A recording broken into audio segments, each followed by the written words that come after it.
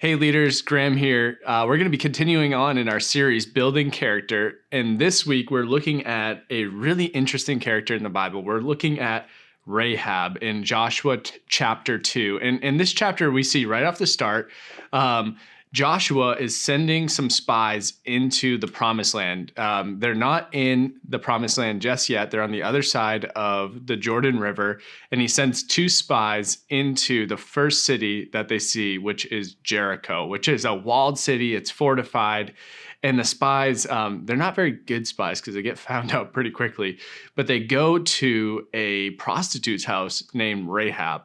And now Rahab, she is our spotlight character today who we're going to be looking at. And it's really interesting that our spotlight person is actually a person who's, working in a line of work that is not so glorified, not so dignified. Rahab is a prostitute. It says that here in the passage. Some translations say a harlot, some say a prostitute.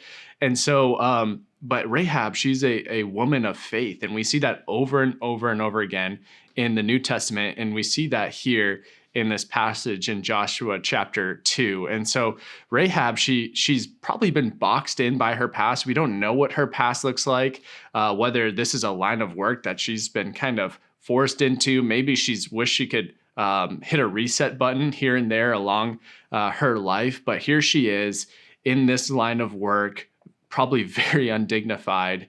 And Rahab, she sees this opportunity to really hit a divine reset button on her life and to break out of the box and the mold that she's in as these two spies from the Israelite camp come into the city. And so she houses them in her home and she says, I know who your God is. We've heard the stories of how God's taken you out of Egypt, how he's dried up the Red Sea, how he's freed you from slavery, how he's handed over your enemies to him, some of the kings on the other side of the Jordan that the Israelites have already beaten in battle. And so she says, even the whole city here is talking about you and they're afraid of you. And more specifically, they're afraid of your God.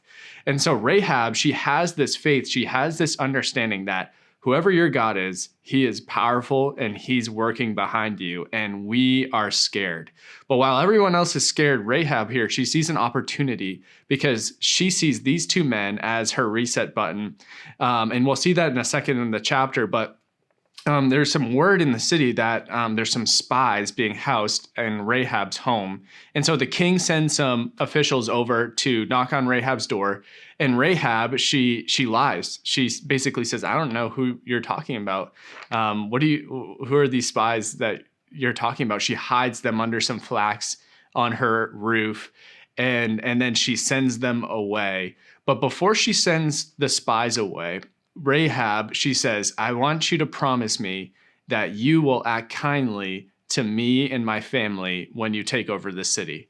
Rahab knows that the Israelites, they're a stronger force, that God is on their side. And so she has faith and she says, I want you to remember me when you guys take the city.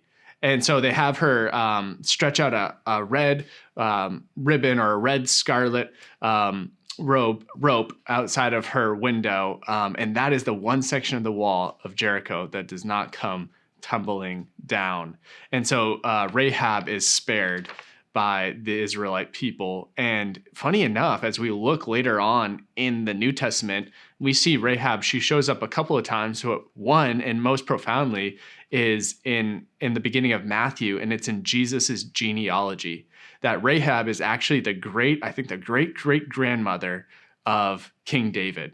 And so from Rahab's genealogy comes Jesus, which is just so cool that God used this woman, formerly known as a prostitute, as a woman of faith who really saves herself and her family, and the lineage of Jesus comes through her. Such an interesting story and really an interesting testament of her faith, to have faith not in the stronghold that she was living in, but in faith of Yahweh, the God that she saw that was way more powerful than anything she had seen before. And so she put her faith in the right God, not her gods, but in the one God, in Yahweh.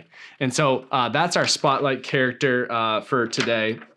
Some of the questions that you guys can be discussing around your circles here is, number one, how can you prepare for battle against the enemy?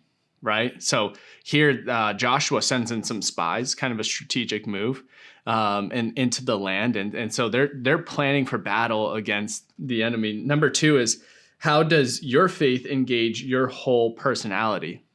Right. So Rahab's faith, it's faith in action. It's even said that in James chapter 2 that Rahab, her faith is lived out by hiding the spies and then sending them away. And so it's her faith is really lived out in her actions. Number 3 is, how are stories of transformation in other people's lives encouraging to you? Right, here's a woman who's been put in a box. She has a rough past, but God redefines her and he hits a reset button in her life.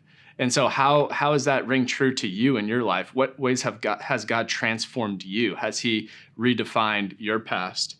Number 4, how has God worked through you in unexpected ways, right?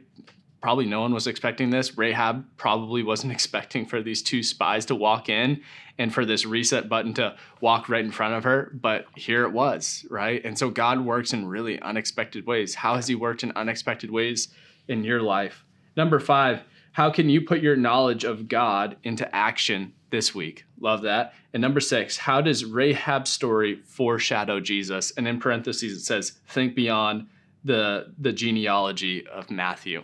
So a little bit deeper than that.